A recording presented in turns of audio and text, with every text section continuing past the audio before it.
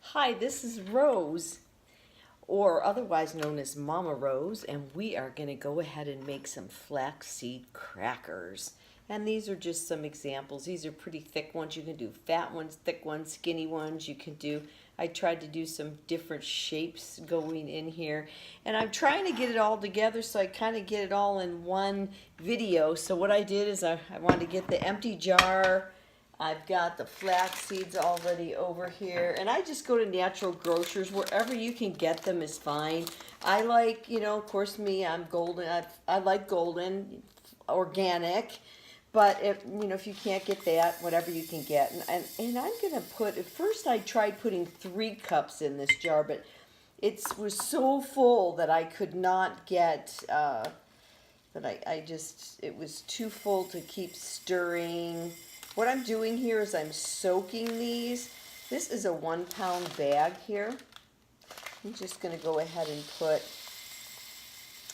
these jars are nice because they have a little measuring thing on this side, but really on this you can't do too much. If you put too much water in, all it will do is make it so that, just take longer to bake. So I think I've got 2 cups in here. And that's what we're going to do. We're going to set this aside. 2 cups here. And then I just want these are all the gelatinous. These are kind of melanginous or gelatinous. They're real thick seeds. Normally when you sprout a seed, you end up with something like this. And this is sunflower seeds and pumpkin seeds. And usually you can see the little, they're not stuck together. You need to rinse them. This kind of sprouting, you're not going to rinse. Getting a little lesson on sprouting. And then I've got my chia seeds, and I'm just going to go ahead and put like 2 scoops in here. Whatever ratio you want, it's not a big deal. And then you want to go ahead and cover this with water and make sure, I put a regular cover on it, a regular seal like this kind of a thing on it, and then I shake it up really good. I gave mine away. I've got another one that's I get needlepoint plastic for making needlepoint, and I cut circles out of it, and then they replace this part, and then you end up with a nice sprouting jar.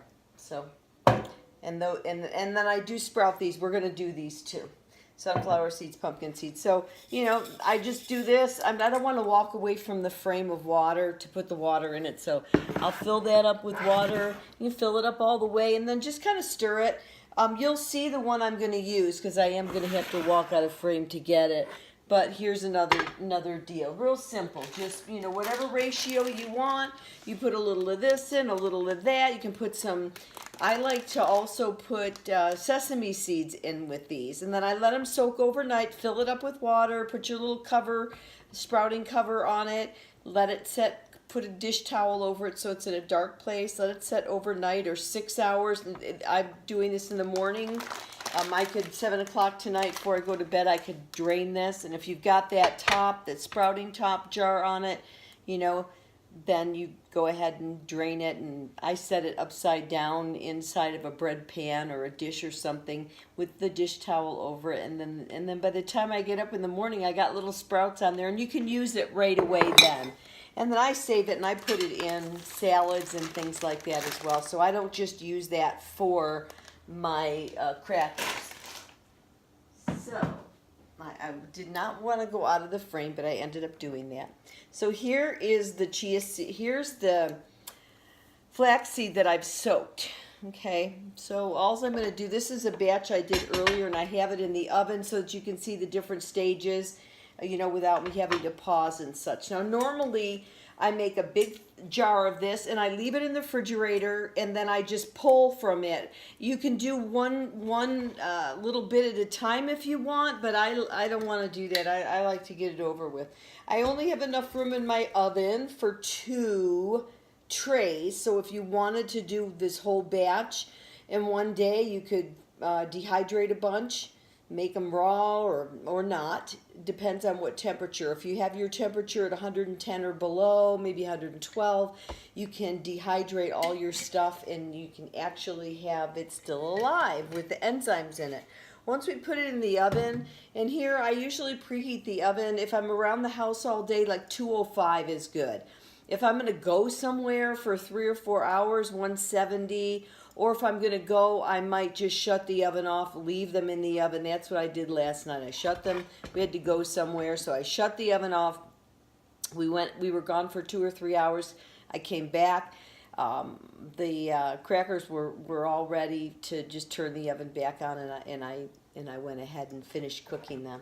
So as you can see, I've got this in here. Normally, I do it in measurements of 2 cups. Again, this is not a science. If you're somebody that just has to have a recipe, then you can make one up as you go and then just follow it. But 2 cups basically of 2 cups of my soaked overnight flaxseed and chia seed combination. It's been soaked, and they're going to increase. And the reason you're going to soak them is you want to sprout them. You want to get the phytic acids, or I'm going to do 1 teaspoon of salt. I'm trying to talk as I'm doing this, but 1 teaspoon of salt. I'll go back to that in a second. 1 teaspoon of salt, 1 teaspoon of granulated garlic. Sam's Club has all these wonderful organic granulated, all organic stuff. So this is great. This turmeric, you want to go ahead and there's a lot of benefits for these herbs, but the flavor is great. The turmeric I'm using for the color, I'm using for the anti-inflammatory benefits. There's a lot of good things with turmeric. And then I'm going to use a teaspoon of the onion powder. Again, you can do whatever you want, and I've experimented with different flavors. You can make it Mexican flavor. This, I'm just going to use half a teaspoon of the cayenne because we like it spicy. But the other day, I made it so spicy, it was hot. I couldn't even have my coffee with it. And then I like to add liquid aminos. Again, you can measure this if you want. I like a lot of it. So let's see what a tablespoon looks like. I probably put more than that. I'll just put 2 tablespoons in. And this is nice. This has got all of your, once you get going on this, you can look for yourself to see what's in it for me. But there's these have got all the amino acids in it. I like the coconut amino because it's less carbohydrates, very little carbohydrates. So all the stuff I just put in doesn't have any carbohydrates. And I am going to go ahead and again, put a couple tablespoons of the MTC oil in. I like the texture of it. I like the way it, the body that it gives it when it's cooking. Now, from this point on, we have all our flavorings on, and you can leave it just like this and zip it up. And I'm going to do that. Okay, one more thing I'm going to get. I want these crackers not just to be something to snack on. We actually use them as a meal. And I like to put brewer's yeast, unfortified, very important, you get unfortified. This is a good brand. This is Super Earth brewer's yeast. I don't know where I found it, and I went looking, and I did not find it at Natural Grocers. Maybe I'll try over at Sprouts to see. I might have ordered it online, but quite accidentally and pleasantly, I was surprised that it's unfortified. The one they have at Trader Joe's does not say unfortified. So if it doesn't say unfortified, then I wouldn't trust it. This is not bitter at all, and that was one of my problems when I used the brewer's yeast before. I go to use it, and I did not like the flavor, but this one's really great. So I put a scoop in it because we need our vitamin Bs, and you can put 2 scoops in, but I put a scoop. Another nice thing about it is it kind of gives it a yeasty flavor. This is not yeast like you would use in bread. This is a nutritional yeast. It's full of vitamin Bs. And I don't know if you can see that or not because the light is shining pretty good. But it's got a lot of really good stuff in it. And so does the liquid aminos. And it's kind of like soy sauce. We don't use soy sauce anymore. Soy is a super highly genetically modified product now. And so I'm looking for the cover to my Vitamix. And this is going to make a little bit of a noise, but I'm going to go ahead and do it anyway.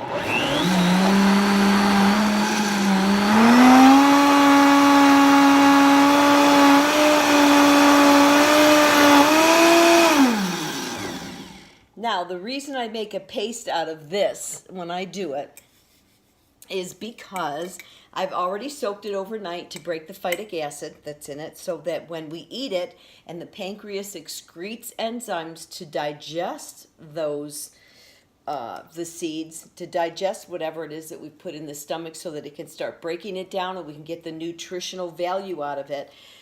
If that happens and we have a seed or a nut or even a grain that has not, the phytic acid has not been broken in it, then when we excrete those enzymes, then they're neutralized by the enzyme inhibitors, which is the phytic acid in these. There's also in like tomatoes and some of the nitrates, there's lectins that does the same thing. It stops the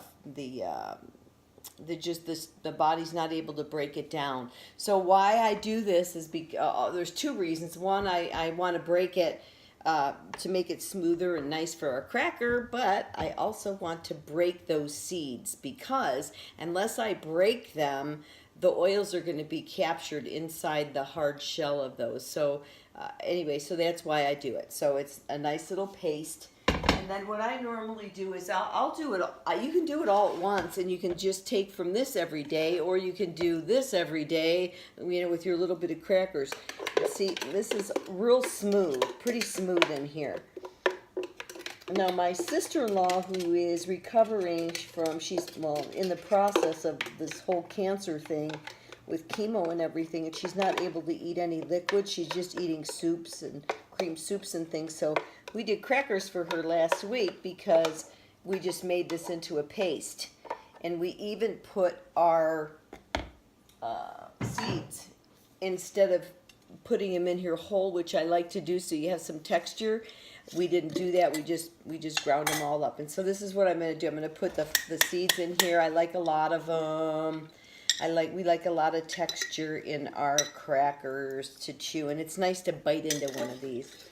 And then, just because I want to know what's in it, I used it all. Usually I save some of the flaxseed and I mix it in here, but I didn't. So there's plenty of this cracker in here. There's plenty of that in there. And then if you want to, taste it and see, it's a bad thing to, if you've got enough salt, or if you want more cayenne, which this is perfect. This is great. Usually a teaspoon of each works really good for me. Even if I have more more than 2 cups, usually that works just fine.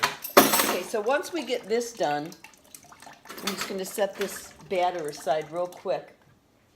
And I'm going to go out of frame, and I'm going to get some crackers that I've been baking in the oven out of the oven. Let me get my Vitamix out of the way.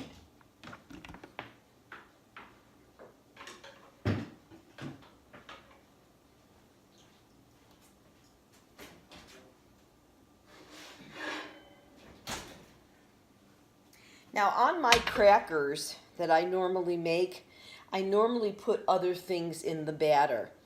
But I was trying to make this as simple as possible, for you guys. But what I'll do is of course, I put the brewer's yeast in it, but I put collagen in it. I put, I'll get it for you real quick.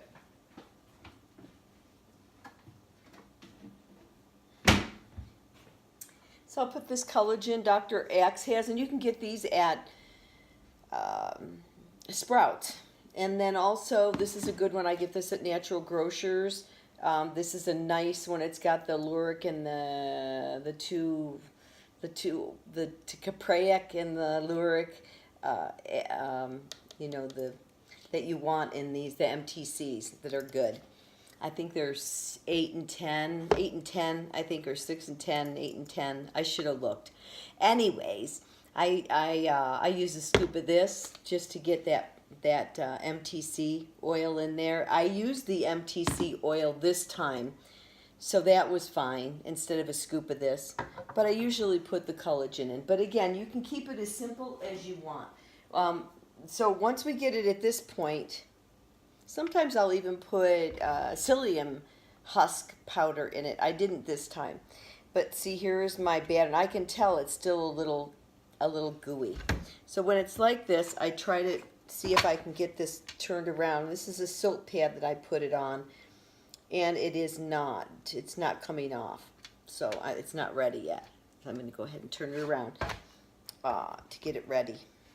Won't come off of this. So I'm going to put it back in the oven, and we're going to go ahead and put the batter on one of these sheets. I'll show you how to do that. Hopefully by the time we're done, this will be ready for me to take off and cut into little strips.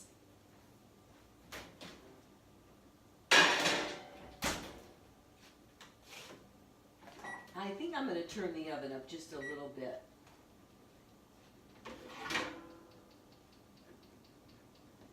I had the oven at 205. Sometimes I do it at 170. I've burnt a lot of batches over my course of the time I've done this. I've burnt a lot of batches, but we like it burnt. So, and I just pour this on. You can add to it. This is a great spatula to use because it's crooked. Now this is a little bit wet, wetter than normal. There, but that's fine because it'll cook off. That's all. And you just spread this around, and you, like I said, you can make a whole batter, and then you can take from the batter. You know, every day I would say 3 or 4 days that batter would be good in there, and just take from it. You can take from the batter and make several batches. So if you have somebody that likes it hot, you can make it hot. Somebody that likes maybe cumin in it, you can try experiment with different flavors. I tried to do a sweet one once, and I did not have any luck with that. It must have been the sweeteners I used. It tasted bitter and nasty.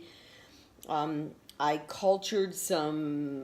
culturing some stuff like sauerkraut and stuff, and I left the sprouting, the flax seeds and stuff nearby, and the flavors, the cultures turned the batter sour. So if you are culturing other things, try to keep this away from it. Go to the other side of the room or another room, or put it in a cupboard. And if you're processing your kefir milk or anything like that, try not to do it right when you're doing sauerkraut, taking sauerkraut out of its jar or anything, because you'll get a real icky flavor.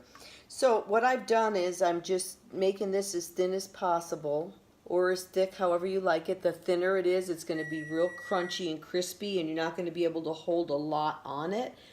So just keep that in mind. If you want to hold a lot of, like for instance, I have these pieces here I wanted to show you, and these are really nice.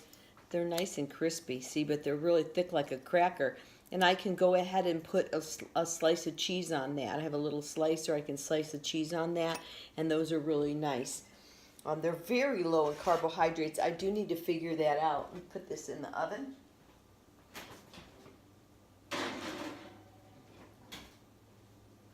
Well, I was hoping to be able to show you how I cut the crackers up, but I've already gone 18 minutes, so I haven't been able to do it. Anyway, again, like I said, you can just do I could even take this. I was thinking of making one with hickory flavor, like a smoke flavor, like a barbecue flavor. And you could do that too. Some chili powder, some cumin, maybe some liquid smoke. Liquid smoke goes a long way. But you can flavor these any way you want, and you could make however you cut them, whether it's a cracker or whether it's the tortilla shape. So what I wanted to show you is if you don't get it to the point where it comes out, remember I tried to peel the silk pad off. If you don't get it to the point where you can peel the silk pad off and it's leathery, where you can pick it up and cut it, which is what I did here, then, if you just cook it all the way, you can just take it and break it into pieces. We do that as well. So anyway, happy hunting. If you have any questions, you can email me at, I'm trying to get all this straight, but try Keto and Cultured. That's KETOandCultured.com. KetoandCultured.com. and I'll try to answer your questions. If you like this, I'm trying to get this straight where you subscribe, push the button, I'll let you know what new videos are coming out. So I'm trying to get a combination of things together. Again, I'm keto, I do ketogenic.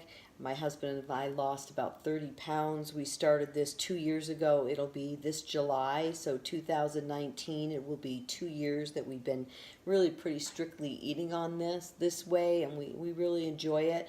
It's taken us a while. We're trying to detox and just get healthy. We're in our 60s, so I think we're doing pretty good. I think we're getting younger instead of getting older. And so anyway, stay tuned in. Come on in, see little things I'm doing. Some crackers. I'll be doing some desserts. Anyway,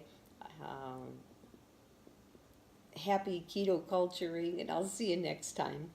Hope you make the crackers, and that helps you get through some of those rough points when you're going somewhere and everybody's eating chips and salsa. You can go and bring your little bag of chips, and but you might want to bring extra, because usually people like them and they'll want you to share, and if you don't bring enough, you're not going to want to share and you'll look stingy. So go ahead and share some recipes, share your keto culture, and see you next time. Bye.